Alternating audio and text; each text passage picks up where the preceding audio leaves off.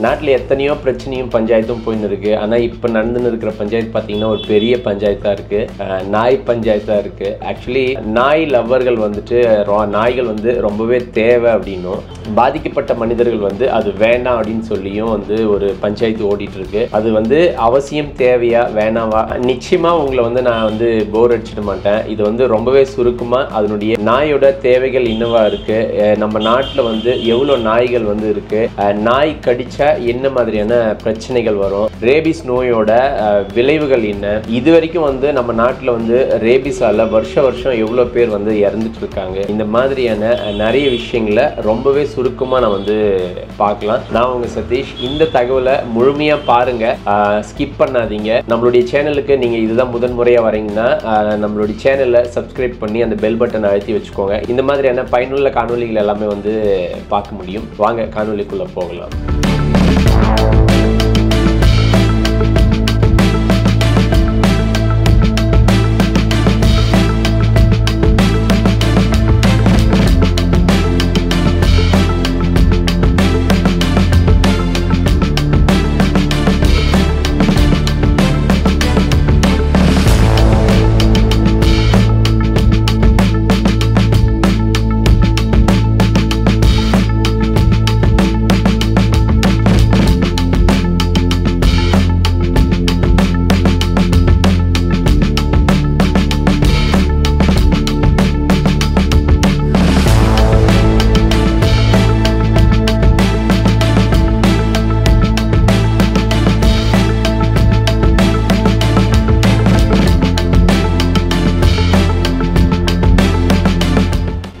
போன ஞாயிற்றுக்கிழமை நாய்கள் லவ்வரும் அதே போல் நாய்களால் பாதிக்கப்பட்டவர்களையும் வந்துட்டு நாய்கள் வேண்டாம் அப்படின்னு சொல்கிறவங்களையும் வந்துட்டு ஒரு நிகழ்ச்சி வச்சு நீயா நானால பேசியிருந்தாங்க. அதில் அந்த காணொலியை நான் முழுமையாக பார்க்கலனாலும் எனக்கு நிறைய அந்த சின்ன சின்ன கிளிப்ஸ்லேயே வந்து அதை நம்ம முழுமையாக பார்த்த வந்து உணர்வு கிடைச்சிருச்சு. பொதுவாக வந்து நாய்கள் வந்து வேண்டுமா வேணாவா அப்படின்ற ஒரு கேள்வி எல்லாருக்குமே இருக்குது. எல்லாருமே வந்து எல்லா உயிரினங்களையும் வந்து எல்லாருக்குமே நிச்சயமாக பிடிக்கும். பிடிக்காத உயிரினம்னு சொல்லி யாருக்கும் எதுவும் கிடையாது. தேசிய விலங்குன்னு பார்க்குற புலி கூட எல்லாருக்குமே பிடிக்கும். ஆனால் அதை நம்ம பக்கத்தில் வச்சுக்க முடியாது, அவ்வளோதான வழிய. எல்லா விலங்குகளும் எல்லா உயிரினங்களுக்கும் எல்லாருக்குமே பிடிச்ச ஒரு விலங்காக தான் நம்மளுக்கு இருக்குது. நாயோட முக்கியத்துவம் பார்த்திங்கன்னா, நாய்கள் எல்லாம் வந்து ஆதி காலத்தில் வந்து வேட்டையாடுறதுக்காக நம்ம வந்து வச்சுட்டு இருந்தாங்க. அப்போ எல்லாருமே வந்து வேட்டையாட போகும்போது நமக்கு ஒரு பாதுகாவலன் மாதிரி வேணும் அப்படின்னு சொல்லி நாய் வந்து வீட்டு விலங்காக இருக்கிறதுனால அதை வந்து நம்ம சொல் பேச்சு அது கேட்கும், நம்ம சொல்கிறது அது செய்யும் அப்படின்ற அந்த உணர்வில் வேட்டையாடுற நேரங்களுக்கு கூட்டிகிட்டு போவாங்க. இப்போ கடந்த ஒரு 50 ஆண்டுகளுக்கு முன்னாடியெல்லாம் பார்த்திங்கன்னா நம்ம ஊர்லலாம் வந்து கிராமங்களில் ஒரு ஊருக்கு 2 அல்லது 3 நாய் இருக்கும். நீங்கள் ஓவராலாகவே பார்த்தீங்கன்னா ஒரு முட்டுச்சந்தோ இல்லை அந்த மாதிரி ஒரு சந்தில் பார்த்தீங்கன்னா ஒரு 2 நாய் 3 நாய் வந்து நீங்கள் பார்க்க முடியும். அந்த ஊரோட ஒரு ஜங்ஷன் இருக்கும், அந்த ஜங்ஷனில் 2லேருந்து 3 நாய் இப்படி தான் இருந்தது. நான்லாம் வந்து சின்ன பையனாக இருக்கும்போது எங்கள் ஊர்லேருந்து இன்னொரு ஊருக்கு போகணும் அப்படின்னு சொன்னால் எனக்கு தெரியும் அந்த ஊரில் இந்த மாதிரியான நாய்கள் இருக்குது அப்படின்னு சொல்லி எனக்கு தெரியும். இல்லைன்னா போகும்போதே வந்து கொஞ்சம் யோசிச்சுட்டு தான் போவேன். இரவு நேரங்களில் இந்த இடத்துல நாய் இருக்கும், எப்படி போக முடியுமா அந்த மாதிரியெல்லாம் நான் வந்து யோசிச்சிருக்கேன். ஆனால் இன்றைக்கி அப்படியெல்லாம் நடந்து போயிட முடியுமான்னா நிச்சயமாக முடியாது. அதுதான் வந்து இன்றைக்கி இருக்கிற நிலவரம். கிட்டத்தட்ட 20லேருந்து 30 நாய்கள் வந்து ஒவ்வொரு ஊர்லேயும் வந்து இருக்குது. எங்கள் ஊர்லேயும் அந்த மாதிரியெல்லாம் இருக்குது. தெருவுக்கு 7லேருந்து 10 நாய்கள் வந்து கட்டாயமாக இருக்குது. அது இல்லைன்னு யாரும் மறுக்கவும் முடியாது. இப்போ நான் இங்கே பெங்களூரில் இருக்கிற எங்கள் தெருவிலேயே வந்துட்டு ஒரு 5 நாய்களுக்கு மேலே இருக்குது. அதே போல் நீங்கள் பக்கத்து தெருவுக்கு போனீங்கன்னா அங்கேயும் அதே மாதிரி ஒரு 5-6 நாய்கள் இருக்குது. அதுங்க எல்லாமே அப்படியே ஒன்று சேரும்போது ஒரு 10-15 நாய். அங்கே ஒரு 3 தெரு இருக்குது நம்ம இருக்கிற பகுதியில். அந்த இடத்துலேயே பார்த்தீங்கன்னா ஒரு 15லேருந்து 20 நாய்கள் வந்து இருக்கும். சின்ன பசங்களோட போகும்போது தான் இந்த பயத்தை எல்லாம் வந்து நாம் வந்து பார்க்க முடியுது. தமிழ்நாட்டில் தோராயமாக வந்து ஒரு 13 லட்சத்துக்கு மேலே இருக்குது. இது வந்து 2020ஓட கணக்குப்படி. இப்போ வந்து இன்னும் கூடுதலாகவே இருக்கும். குறிப்பாக சென்னையில் மட்டுமே வந்து 1,80,000 நாய்ங்க இருக்குதுன்னு சொல்லி சொல்கிறாங்க. ஆனால் இந்தியா முழுக்க பார்த்திங்கன்னா 6 கோடியிலிருந்து 7 கோடிக்கான நாய்கள் இருக்கிறது வந்து தெரிய வருது. சரி, இவ்வளோ நாய்ங்கெல்லாம் இருக்குது, ஓகே. ஆனால் இதனால் ஏதாவது பிரச்சனை இருக்கான்னு? ஆமாங்க, நிச்சயமாக பிரச்சனை இருக்குது. நாய்கள் வந்துட்டு குறைக்கிற நாய் கடிக்காதுன்னு சொல்லுவாங்க. அப்படியெல்லாம் எதுவுமே கிடையாது. எந்த நாயாக இருந்தாலும் அதனுடைய அந்த மொமெண்ட்டுக்கு ஏற்ற மாதிரி அது ரியாக்ட் பண்ணும். அது திடீர்னு குறைக்கும், திடீர்னு கடிக்கும். நம்ம அதையெல்லாம் வந்து எதிர்பார்க்கவே முடியாது. அது எப்போ என்ன செய்யும் அப்படின்றத நம்மளால யூகிக்கவே முடியாது. அதே போல் கூட்டமாக இருந்தால் ஒரு வேளை வந்து அதாவது நம்ம வந்து கூட்டமாக இருந்தோம்னா நம்மளை வந்து அதை அட்டாக் பண்ணாமல் இருக்கலாம். பட் தனியாக போனீங்கன்னா அது நீங்கள் எவ்வளோ பெரிய ஆளாக இருந்தாலும் கூட அது அட்டாக் பண்ணுறதுக்கான முயற்சியை எடுக்கும். சில நாய்கள், அதாவது சாதாரணமான நாய்கள் நம்மளை விட்டுட்டு ஓடிடலாம். அக்ரெசிவாக இருக்கிற நாய்கள்லாம் பார்த்தீங்கன்னா கண்டிப்பாக நம்மளை வந்து தாக்கிறதுக்கு வருது. இதை நான் நிறைய இடங்களில் பார்த்துருக்கேன். நானும் வந்து அதை ஃபேஸ் பண்ணியிருக்கேன். இன்னும் நான் நாய்க்கடி ஒன்று வாங்கலை, அவ்வளோதான வழியை. ஆனால் நான் நாய் கிட்ட வந்து அட்டாக் பண்ணுற அந்த மொமெண்ட்டையெல்லாம் வந்து நான் வந்து எக்ஸ்பீரியன்ஸ் பண்ணியிருக்கேன். நமக்கு நாய் கடிச்சா தொப்புல சுற்றி ஒரு 16 ஊசி போடணும், இந்த மாதிரியான விஷயங்கள் சின்ன வயசுலேருந்து நம்ம கேட்டிருக்கோம். இப்போ அந்த மாதிரி இல்லைன்னு நினைக்கிறேன். தொப்புல சுற்றி போட வேண்டிய தேவை இருக்காது. தடுப்பூசி இருக்குது, அதே போல் அதுக்கான இன்ஜெக்ஷன்ஸ் எல்லாம் இருக்குது. ஆனால் அது நாய் கடிச்சு கொஞ்சம் தீவிரமாக கடிச்சிட்டா ரேபிஸ் நோய் உருவாகிறதுக்கான காரணம் இருக்குதுன்னு சொல்கிறாங்க. அந்த ரேபிஸ் நோய் வந்தால் உங்களுடைய மரணம் வந்து கட்டாயம் அப்படின்னு சொல்லப்படுது. அதில் எந்த விதமான மாற்றமே கிடையாது. நீங்கள் ரேபிஸ் நோய் வந்துட்டால் நீங்கள் மரணன்றது ரொம்ப உறுதி அப்படின்னு சொல்கிறாங்க. பட் அந்த மாதிரி ரேபிஸ் நோய் தாக்கப்பட்டு மரணிக்கிற அந்த ஒரு கபடி வீரருடைய அந்த மரணத்தை ஒரு சமீபத்தில் தான் அந்த காணொலியை நான் வந்து பார்த்தேன்.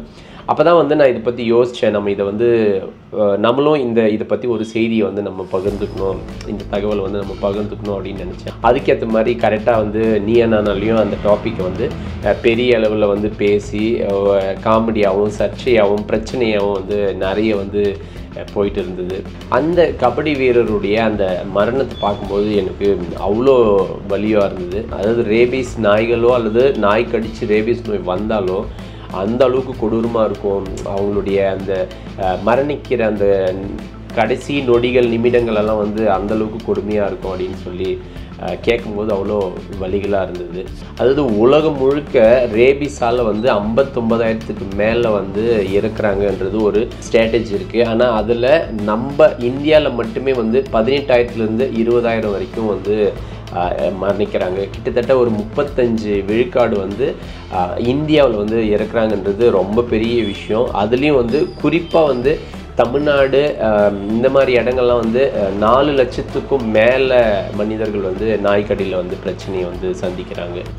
நம்ம தமிழ்நாட்டிலே பார்த்தீங்கன்னா ஒவ்வொரு ஆண்டும் வந்து 20 பேர் 22 பேர் அந்த மாதிரியான இறப்புகள் வந்து நடந்துட்டு இருக்கு. ஆக்சுவலி நம்ம இது என்னுடைய அனுபவத்திலேருந்து நான் சொல்கிறேன். நாய்கள் வந்து நம்மளுக்கு தேவையான ஆமாம் தேவை தான், இருக்கட்டும், அது ஒன்றும் தவறு கிடையாது. ஏன்னா எல்லா உயிர்களை போலும் நம்ம எப்படி இருக்கிறோமோ அது போல தான் நாய்களும். இங்கே எல்லா உயிர்களுக்கும் இந்த பூமியில் வாழ அனுமதி இது இருக்கு. அதாவது அது வந்து மனிதனுடைய பாதிப்புகளுக்கு எந்த மாதிரி இருக்குதுன்றதை பார்த்து தான் வந்து நம்ம வந்து அதை வந்து அணுக முடியும். அது எந்த வகையிலும் மனுஷங்களுக்கு வந்து பாதிப்பு இல்லைன்னா அப்போ அதை வந்து நம்ம தாராளமாக வந்து வச்சுக்கலாம். பாதிப்பு இருக்குன்னா அதை வந்து நம்ம பார்த்து கட்டுப்பாடோட தான் வச்சுக்க முடியும். இன்னைக்கு எப்படி நம்ம புலி, சிங்கங்கள், சிறுத்தைகள் எல்லாம் வந்து எப்படி நம்ம வந்து ஜூவில் நம்ம பார்க்குறோமோ, இப்போ நாயால் பிரச்சனை இருக்குன்னா நாளைக்கு நாயையும் கொண்டு போய் நம்ம ஜூவில் வைக்கிறதுனால எந்த விதமான தப்பும் கிடையாது. அதே போல் இது நாய்ங்க எல்லாமே வந்து வீட்டில் வளர்க்கறதுனால யாருக்கும் எந்த பிரச்சனையும் கிடையாது. அவங்க வீட்டில் வச்சுக்க போகிறாங்க, யாருக்கும் எந்த பிரச்சனையும் இல்லை. இது வந்து குறிப்பாகவே வந்து இந்த தெருநாய்களால் தான் இவ்வளவும் பிரச்சனை.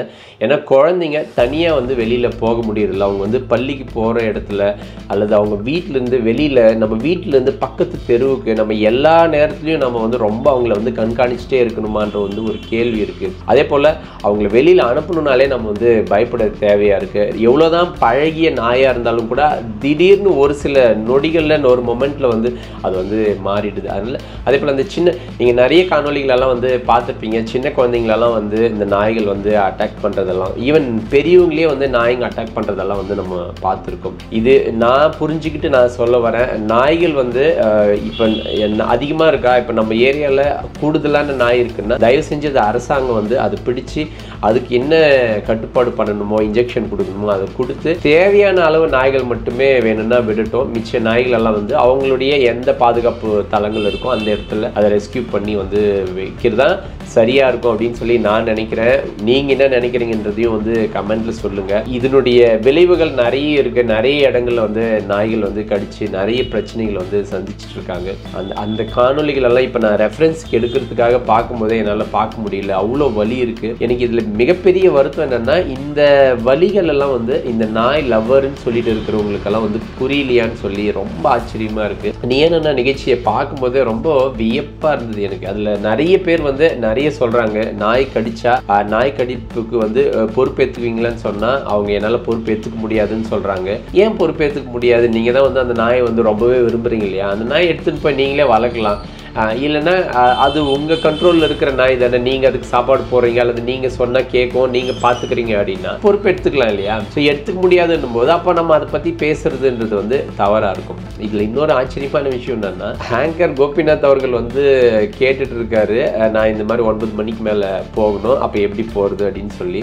அதுக்கு இந்த கெஸ்ட்டாக வந்திருந்த கோபி அவர்கள் வந்து சொல்கிறாரு, அந்த மாதிரி நீங்கள் போகக்கூடாது, நீங்கள் எதுக்கு அந்த நேரத்தில் போகிறீங்க, நாய்க்கும் திருடனுக்கும் வந்து அதுக்கு எப்படி வந்து அடையாளம் கண்டுபிடிச்சிக்க முடியும், அந்த மாதிரியெல்லாம் ஒரு பேசும்போது இன்னும் ஒரு எக்ஸ்ட்ரீம் என்ன எப்படின்னு சொன்னீங்கன்னா, ஆங்கர் கோபிநாத் அவர்களே வந்துட்டு உங்களுக்கு கவுன்சிலிங் தேவைப்படுதுன்னு சொல்லும்போது எனக்கு ரொம்பவே ஆச்சரியமாகவும் என்னுடைய ஆக்சுவலி அது அவர் சொல்லும் போது எனக்கு சிரிப்பு அடக்கவே முடியல. அவர் வந்து இந்த ஸ்டாண்டப் காமெடியை வந்து பெங்களூர் தமிழை வந்து ஸ்டாண்டப் காமெடியில் ஏதோ பேசுறது ஒரு சின்ன கிளிப்பு நான் பார்த்தேன். அதை பார்க்கும்போது எனக்கு அவ்வளோ சிரிப்பு இருந்தது. அதுக்கு கொஞ்சமும் குறைவில்லாத சிரிப்பு வந்து இந்த நிகழ்ச்சியில் அவர் பேசும்போது வந்தது. ஆக்சுவலி அந்த இடத்துல ஒரு காமெடி பண்ணாரு, இந்த இடத்துல ஒரு சீரியஸாக தான் பேசுறாரு. ஆனால் எனக்கு அவ்வளோ தூரம் அதை வந்து காமெடியாக நான் உணர்ந்தேன். ஆக்சுவலி கவுன்சிலிங் வந்து யாருக்கும் தேவை கிடையாது. இங்கே அவர் பேசுறதெல்லாம் பார்க்கும்போது இவங்கெல்லாம் எத்தனை கவுன்சிலிங் கொடுத்தாலும் இவங்களுடைய மனம் மாறாது அப்படின்றது மட்டும் எனக்கு தெரிய வந்தது.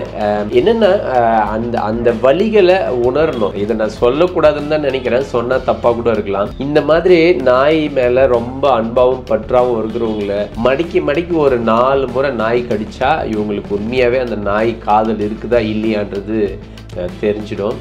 இதில் ரொம்ப சிம்பிள் தாங்க. திருடனாய் பார்த்து திருந்தா விட்டால் திருட்டை ஒழிக்க முடியாது அப்படின்றது மாதிரி தான்.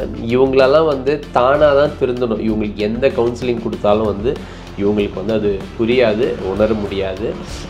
நம்ம இந்த நாய்கள் வேண்டுமா வேண்டாமான்றது இந்த நாய்கடிப்பட்ட பல கோடி மக்கள் இருக்காங்க இல்லையா, கண்டிப்பாக அவங்களுக்கு கேட்டோம்னா அவங்க என்ன சொல்கிறாங்களோ அதுதான் வந்து இறுதியான தீர்ப்பாக இருக்கும். அதே போல் இந்த அரசும் வந்துட்டு நாய் கடிச்சா அல்லது நாயை வளர்க்குறவங்க மற்றவங்களை வந்து கடிச்சா அவங்க மேலே வந்து சட்டம் போடலாம் அப்படின்னு சொல்லி அவங்க மேலே வந்து கேஸ் ஃபைல் பண்ணலாம். அதுக்கான அபராதமும் வந்து அரசாங்கம் வந்து வாங்கி கொடுக்கும் அப்படின்ற மாதிரியான ஒரு சட்டமும் வந்து பிறப்பிச்சிருக்காங்க. இவ்வளோதான் நான் வந்து இதை பற்றின ஒரு அடிப்படை செய்தியை தான் வந்து உங்ககிட்ட வந்து சேர்க்கணும்னு நினச்சேன். ரொம்ப பெரிய விஷயங்களெல்லாம் வந்து நம்ம இதில் வந்து பேச வேணாம். இந்த செய்தி உங்களுக்கு தெரியணும், இந்த நாயினால் ஏற்படுற இந்த பிரச்சனைகள் உங்களுக்கு புரியணும் அப்படின்றதுக்காக தான்.